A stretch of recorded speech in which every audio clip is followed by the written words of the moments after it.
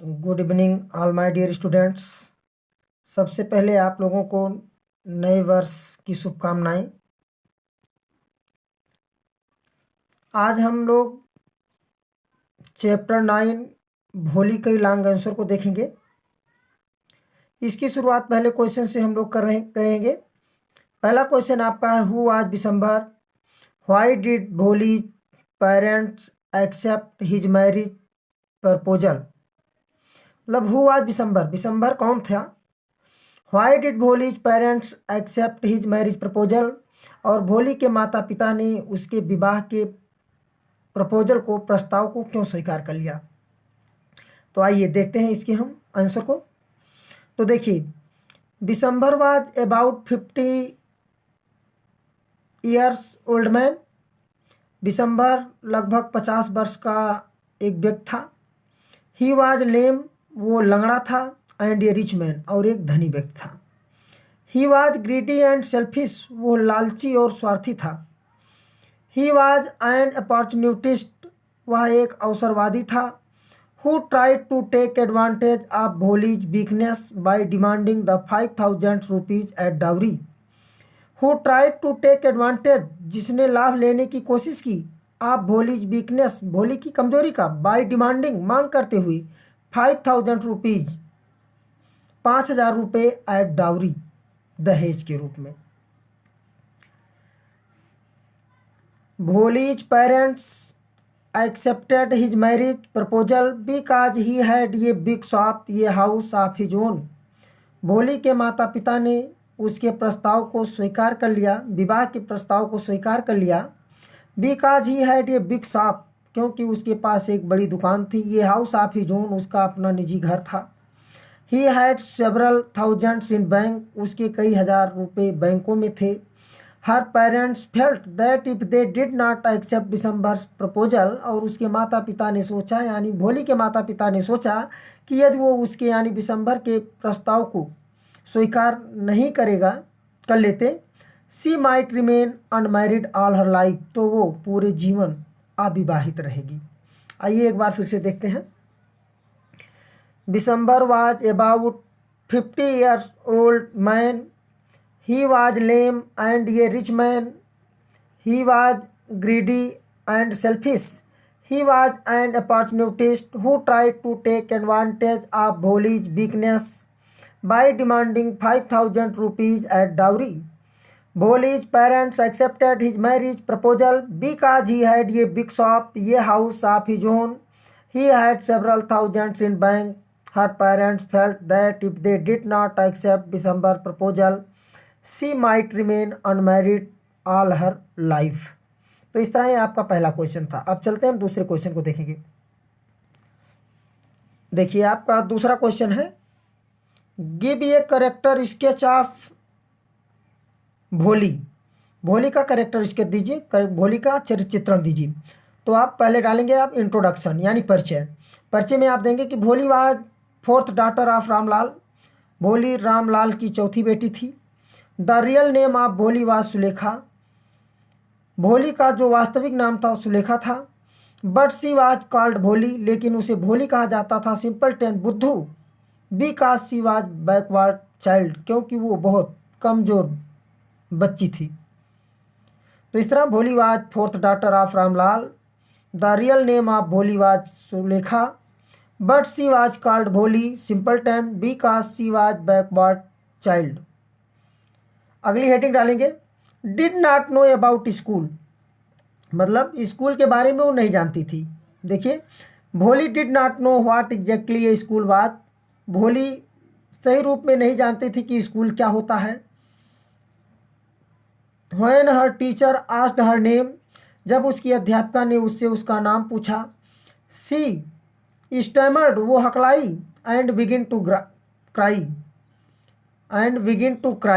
एक minute, begin नहीं बल्कि बिगेन होगा। She and began to cry, और वो चीखने लगी, चिल्लाने लगी। She kept her head down, वो अपने सिर को नीचे किए रही। But the teacher made her confidence to speak, लेकिन अध्यापिका ने उसको बोलने के लिए उसके विश्वास को बनाया। Made her confidence to speak, बोलने के लिए उसके विश्वास को बनाया। एक बार फिर से देखते हैं। Bholi did not know what exactly a school was when her teacher asked her name, she stammered and began to cry, she kept her head down but the teacher made her confidence to speak. अगली heading, her hope, उसकी आशा, उसकी उम्मीद, उसे क्या उम्मीद थी इसको देखिए। तो सी started to see a ray of hope for a new life after getting education, मतलब शिक्षा प्राप्त करने के बाद उसने जीवन की एक नई किरण को देखना शुरू की। And with the help of her teacher, और अपने अध्यापका की मदद से, मतलब education, after getting the education and with her help of teacher, मतलब अपने शिक्षा प्राप्त करने के बाद और अपनी शिक्षिका यानी अध्यापिका की सहायता से उसने अपने जीवन में एक नई आशा को देखने लगी, आशा की किरण को देखने शुरू की। हर डिसीजन, उसका निर्णय क्या था, उसने निर्णय अंत में क्या लिया था उसके बारे में देखेंगे। तो क्या हो जाएगा, on seeing her father worried, अपने पिता को दुखी देखकर, अबाउट हर मैरिज, अपने विवाह के बारे में, she decided not to marry, उसने विवाह न करने का निश्चय किया। शी टोल्ड हर फादर, उसने अपने पिता को बताई, he need not worry about her, कि उसे उसके बारे में चिंता करने की ज़रूरत नहीं है।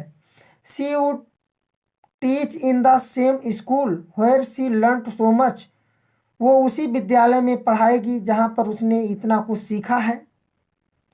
She would take care her parents in their old age, और वो बुढ़ापे में अपने माता पिता की देख रेख करेगी।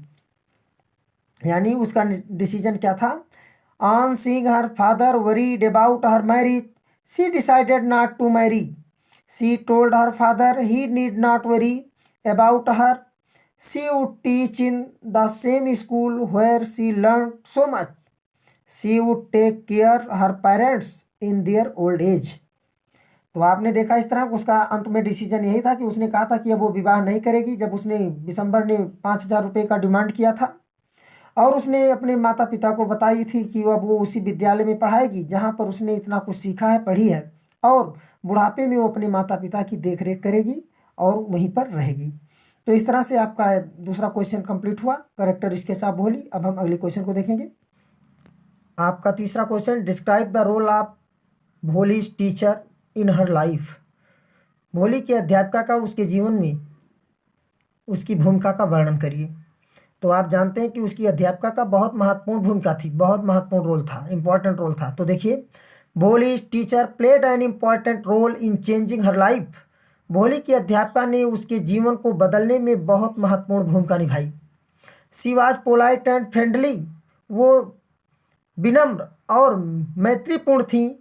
व्हिच टच्ड हर हार्ट, जिसने उसके हृदय को छू लिया। The teacher transformed her into A confident, फिर से देखिए, the teacher transformed her into A confident person, अध्यापिका ने उसे एक कॉन्फिडेंट, विश्वास रखने वाली में बदल दिया। Who could read write and speak clearly, जो पढ़ सकती थी, लिख सकती थी और साफ साफ बोल सकती थी। This gave her required confidence, इसने उसको आवश्यक विश्वास को दिया। ड्यू टू दिस कॉन्फिडेंस, और इसी विश्वास के कारण, शी रिफ्यूज्ड हर मैरिज, उसने अपने विवाह को इनकार कर दिया। More over teachers appreciation and encouragement helped हर, और इसके अलावा अध्यापिका की प्रशंसा और प्रोत्साहन ने उसको मदद की। To overcome her low moral, उसकी जो कम जो हौसला था उस पर विजय पाने के लिए।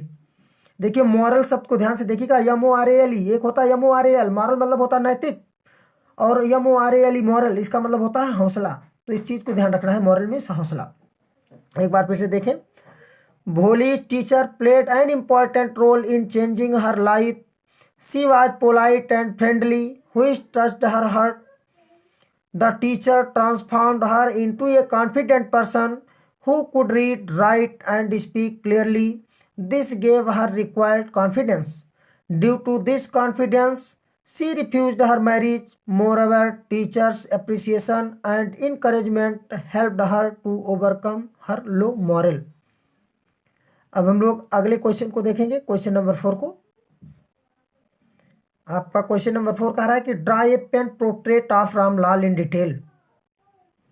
मतलब रामलाल का चित्रण दीजिए पेन के द्वारा, मतलब लिखिए उनका पोर्ट्रेट चित्रण कीजिए इन डिटेल, विस्तार से, मतलब रामलाल के बारे में विस्तार से लिखिए।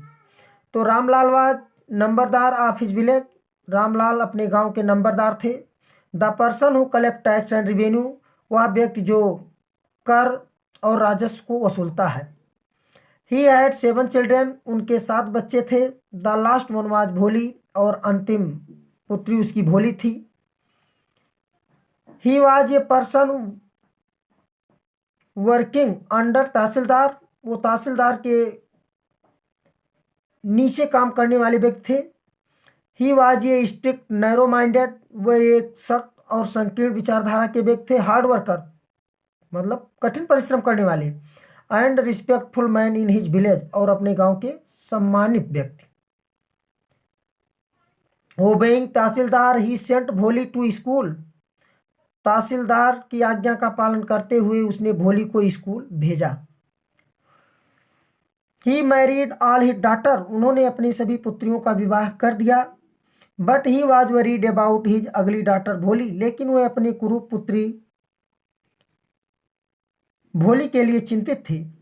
Eight last he set a marriage for Bholi, अंत में उन्होंने विथ, मतलब फिर से देखिएगा, at last he set a marriage for Bholi with Bishamber, but that was not success.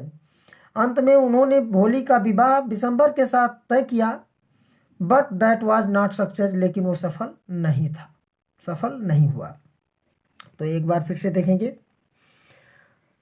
Ramlal was numberdar of his village. The person who collect tax and revenue.